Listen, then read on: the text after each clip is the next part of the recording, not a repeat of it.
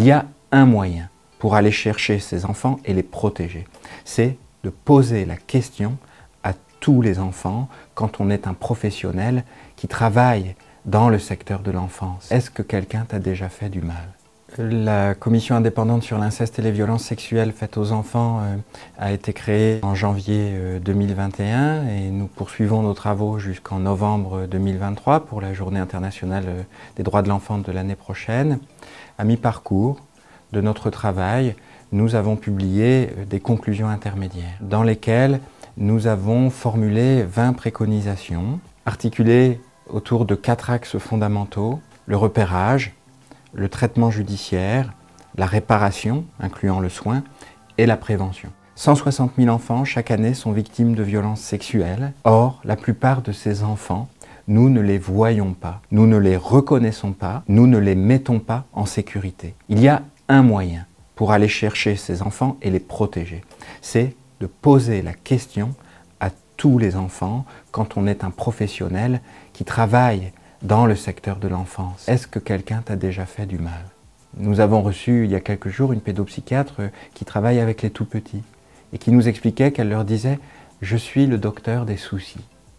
Si tu as des soucis, tu peux me dire. » Sur l'axe du traitement judiciaire, la Civise a un mot d'ordre qui est que la justice doit se mettre à hauteur d'enfant. Dès le début de l'enquête, pour que l'enfant soit auditionné par des policiers, des gendarmes formés, spécialisés, qui utilisent le protocole de recueil de la parole de l'enfant victime, qui permet de sécuriser au cours de toute la procédure pénale la parole de l'enfant. Protéger les enfants victimes de violences sexuelles exige un haut niveau de spécialisation.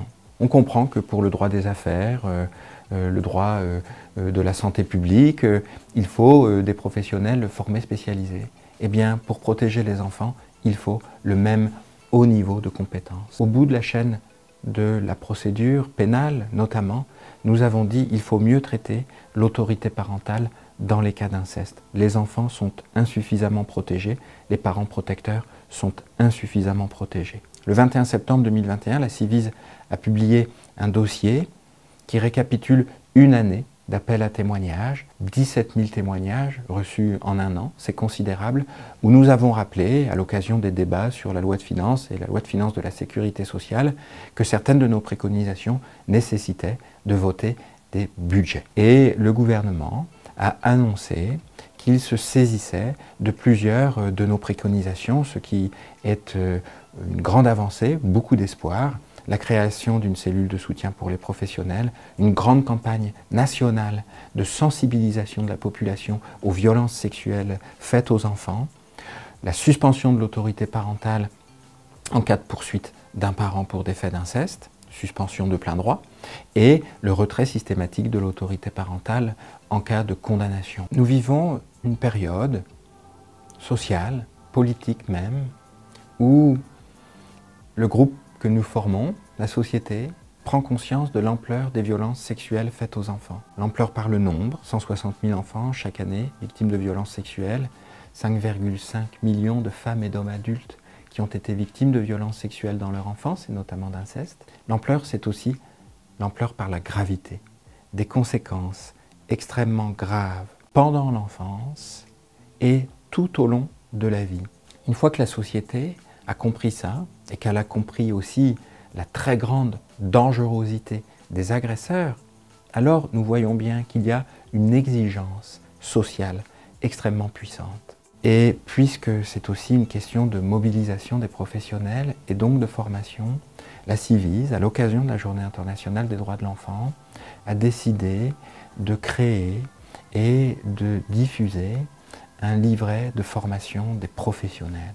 Il est nécessaire que ce livret soit utilisé par tous les organismes de formation des professionnels qui travaillent dans le secteur de l'enfance pour qu'il y ait un renforcement de la culture de la protection. La Civise appelle à ce que la prise de conscience de la réalité et de la gravité de ces crimes reste vive dans la société. Une fenêtre s'est ouverte, il ne faut pas qu'elle se referme. Protéger, c'est anticiper le risque.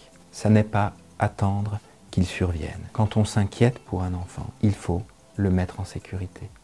Un enfant qui révèle des violences et qui n'est pas protégé immédiatement perd confiance dans le monde des adultes. Voulons-nous que les enfants nous fassent confiance? Se mettre à hauteur d'enfant, c'est se grandir. Parce qu'un enfant qui est protégé, qui se remet à grandir, qui construit sa vie de femme ou d'homme, qui devient l'adulte qu'il ou elle doit devenir, ça c'est un trésor merveilleux.